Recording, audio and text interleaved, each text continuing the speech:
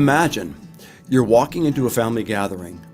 There's people you love in that room, but also there's someone whose comments always manage to cut deep. You tell yourself you're fine, but your stomach tightens. You're smiling on the outside, but bracing on the inside. Does that sound familiar? Later, now you're in a team meeting. Your idea is dismissed without a second thought. You nod politely, it's what you usually do, but inside, you feel invisible, and you don't know whether to speak up or to shut down. Both of these moments have something in common. You're on thin ice. This episode is about what happens when we feel emotionally unsteady, fragile, and more exposed than ever before. And why recognizing when you're on thin ice, that is, losing your inner connection to everything, might just be the key to regaining your clarity, confidence, and that important connection with yourself and the people around you. This is a classic rethink moment.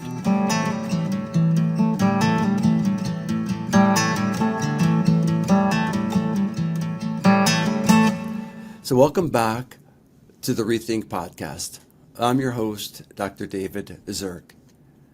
This podcast is where we step back, pause, and explore smarter, more connected ways to both lead and live by thinking with connection in mind.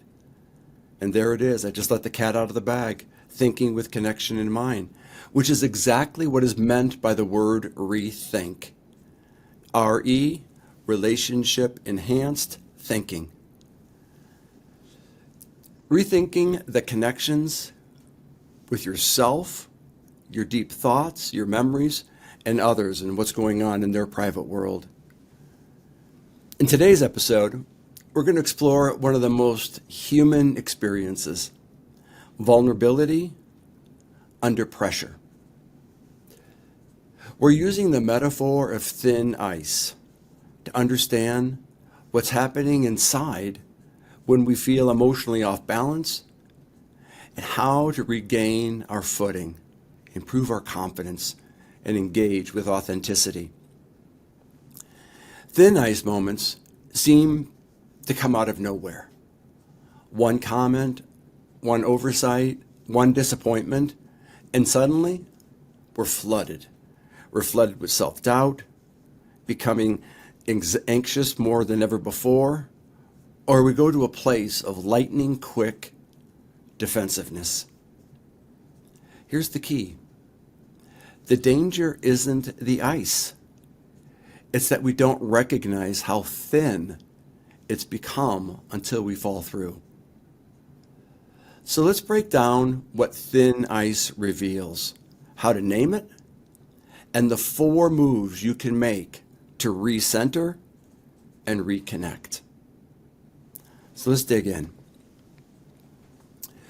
When you're on thin ice, you're not just navigating external pressures and the crazy world around you, you're feeling cracks in your internal stability. You can't quite put your finger on it, but something is not right inside of you. The thin ice metaphor becomes even more powerful when you rethink ICE as an acronym, I-C-E. Let me put that on the whiteboard.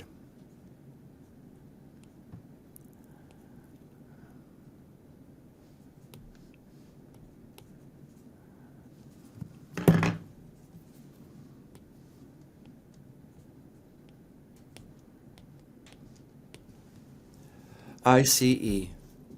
It stands for your inner connection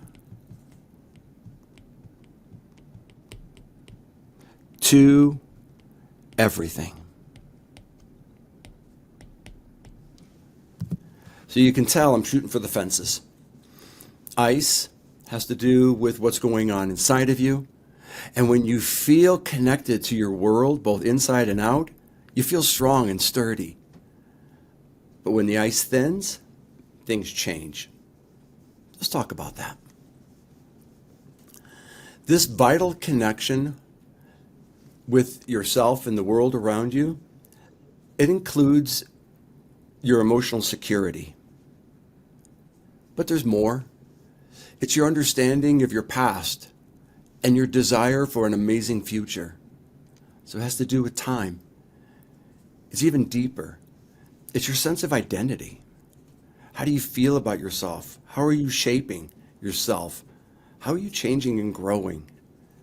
And your relationship to meaning, purpose, and your sense of belonging. Again, I told you we're shooting for the fences. This explains why ICE, the acronym ICE, stands for your inner connection to everything. Everything that's most important. So let me go back to the whiteboard. I want to draw a picture. Give you an idea of what life is like. There it is. There's life. On the surface, we all deal with the same thing, ups and downs. That's our external world. And we're faced with ups and downs. Oftentimes we can get through it, but something else happens. We're expected to kind of navigate what goes on around us. Sometimes it gets harder than we want it to be, and so something else shows up. This first line has to do with the ups and downs of our everyday life. But there's something far more interesting going on under the surface. Under the surface is our inner world, our psychology. It's where our thoughts, emotions, hopes, and fears reside.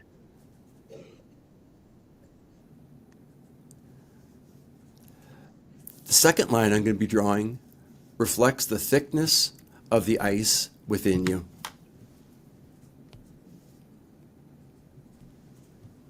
I have two lines. The one that's on top, this is your external world.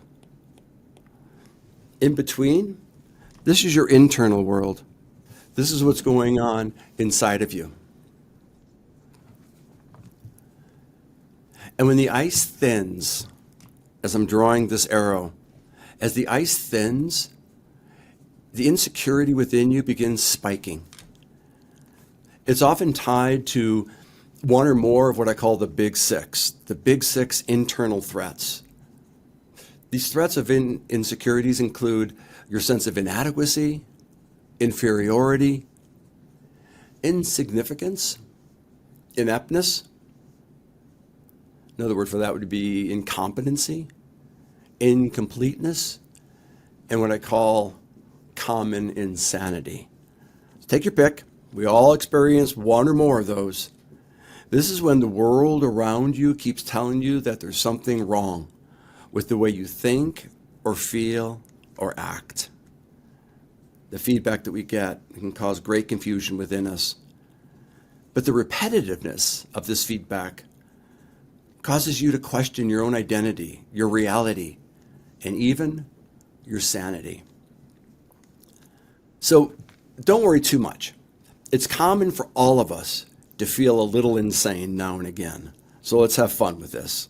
But what's important is in those really thin moments, this area right here, we disconnect from ourselves and others, and that's when overreaction or withdrawal or overcompensation takes over. That's when we allow our bad habits to control what we do. But you don't have to fall through. There's a 4-part path back to solid ground. So what do we do? When the world is stable, you're interacting with other people and you're getting positive feedback and you feel secure, keep doing it. You're being authentic, the world is being cooperative, life is good. But as things get a little dicey and things change, the feedback that you receive from the outside world is unpleasant, unfavorable, unwanted, Or the feedback that you're giving yourself. I'm not working hard enough. I'm falling behind. I know what other people are thinking and it's not good. Whatever the source of your feedback is, outside or inside, our insecurity begins to take over and it thins the ice within us. So now, let's go to one more time, go to the whiteboard, and let's talk about what we're going to be doing during these thin moments. Number one, I want us to really focus on awareness. Now, this is a very common used word in psychology, self-awareness, mindfulness. But this is the first part. And it's when we begin noticing the shift inside you, going from what I call knowing to noticing. When we know something, it's kind of in our peripheral vision. We have a general soft awareness about it. But when we begin noticing something, we put it into our central vision. It becomes our primary focus. And becoming aware in real time that your ice is thinning, well, you're onto something really good. This is when your insecurities take hold, self-doubt takes over, and your grip on the future begins to weaken. I just want us to be aware of this. Using the metaphor of thin ice. My ice is thinning. There, I'm aware of it. I put it in my central vision. Let's go on to the second step. The second step is once we've just put it into our central vision and we're aware of it, crystal clear awareness, let's acknowledge it. So acknowledgement, this is the second part. It's naming your inner experience.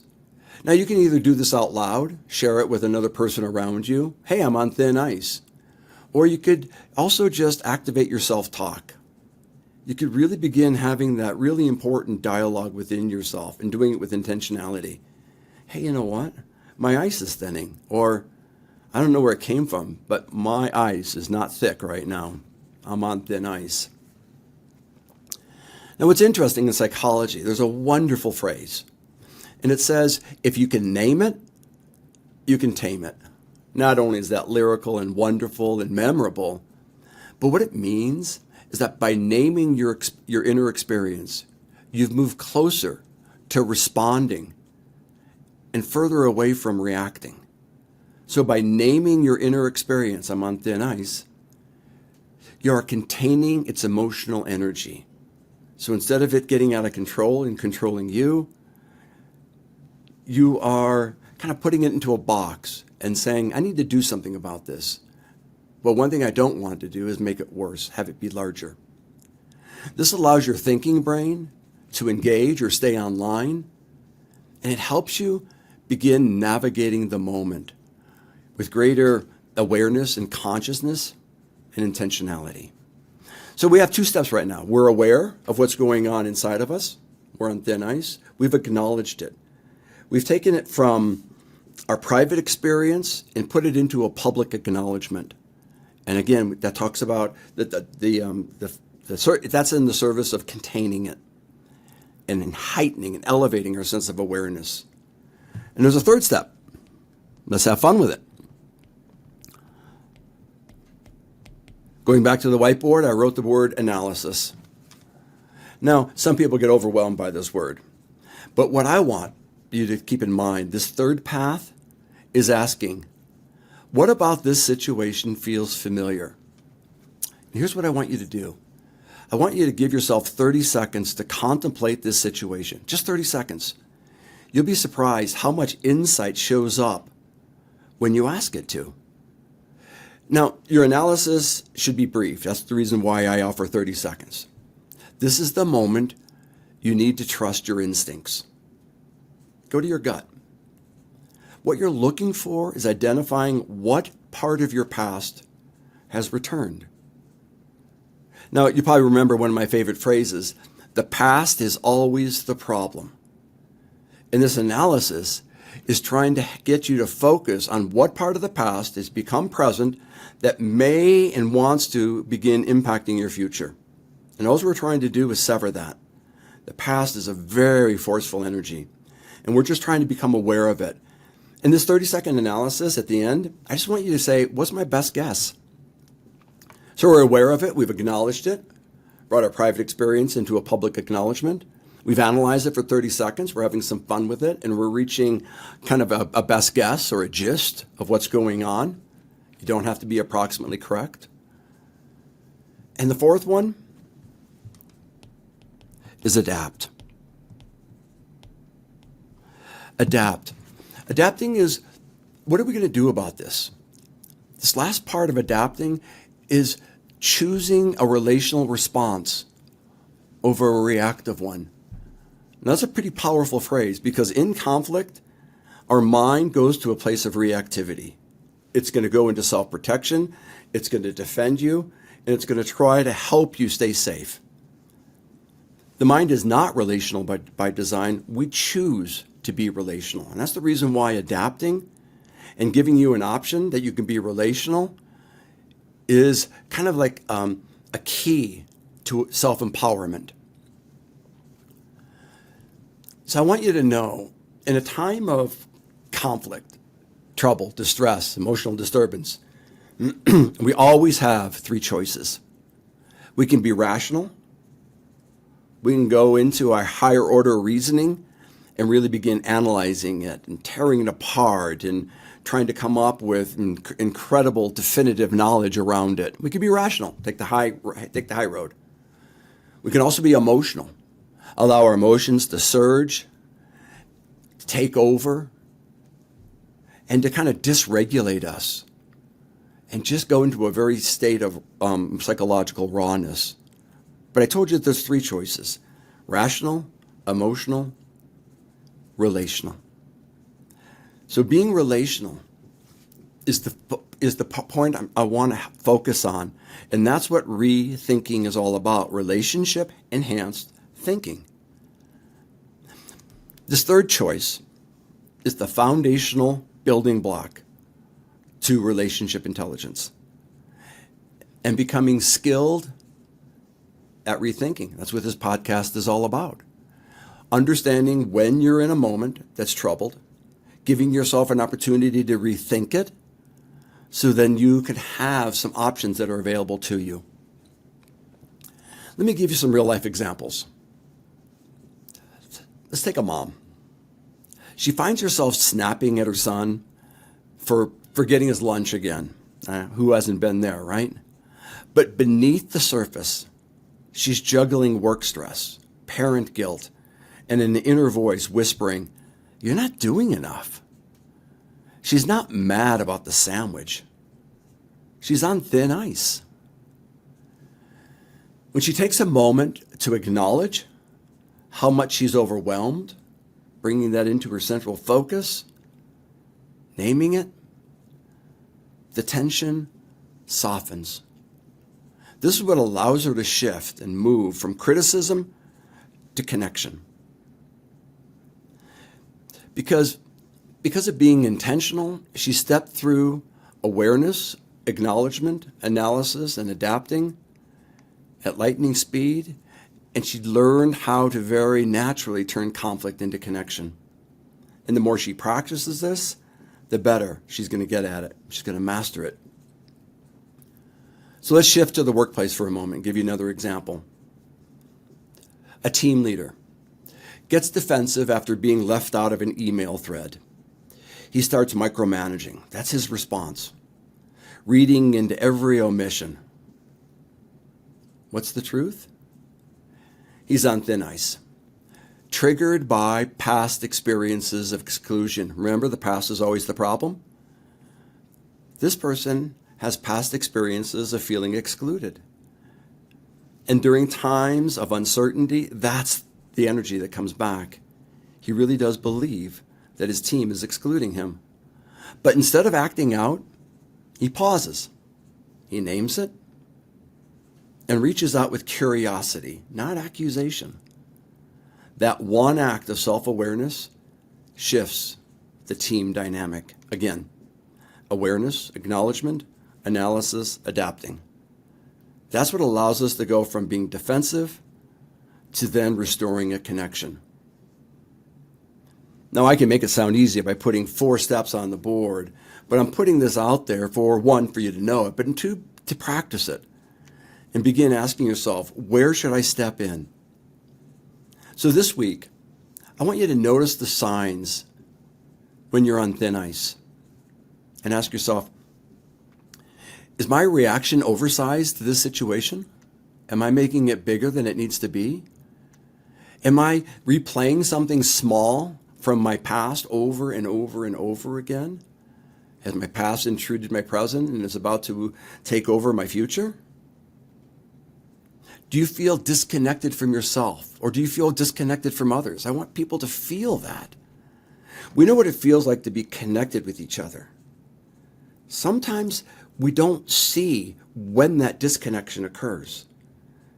Now, a key to that disconnection is always knowing when a disconnection occurs. Since nature doesn't tolerate a vacuum, energy enters into that vacuum. And it's going to be negative energy. You're going to feel it. Your emotions are going to show up. And following that, thoughts are going to show up. Following that, memories are going to surge in. And that's what forces us to feel as though you're on thin ice. And when you feel that thin ice tension, I want you to pause. I want you to say out loud or into your self-dialogue, I think I'm on thin ice right now. Then get curious about what just cracked beneath the surface. Shift from self-protection to connection with yourself and connection with your outside world. Remember, you can't avoid thin ice, but you can learn to skate a little bit smarter. That's what thin ice is all about. So thanks for joining me on the Rethink podcast. Being on thin ice doesn't mean you're weak. It means you're human. And when you can recognize the signs, you can respond with strength, not shame. Remember, ICE, I-C-E, is your inner connection with everything. And the moment you return to it, you regain your balance. That's why the metaphor of thin ice is so powerful. And that sense of your inner connection to everything really does begin explaining whether or not you have that inbred sense of confidence, you feel very authentic and genuine, and you move forward with fluidity, or just the opposite, the ice is thinning, and you're beginning to become kind of intruded by your self-doubts, and pieces and parts of your past are taking over that are getting in the way of your authenticity. And so you begin moving into what I call provisionality. You become a version of yourself. I'd like to invite you to visit davidzirk.com, my website, to sign up for our newsletter called Refresh, or download resources, read a blog or two, and learn more from my quizzes and speaker topics. I also have a YouTube channel called Whiteboard Psychology, where I make learning visible. I take small topics that are really abstract in psychology. I take 3 minutes, I put it on the board, and I begin helping you understand in a very deep way what's going on inside of you and around you. I also send out quick tips about relationship intelligence on YouTube and Instagram. So I want to say this has been fun. So until next time, keep rethinking how relationship intelligence can help you turn conflict into connection, especially when things are heating up.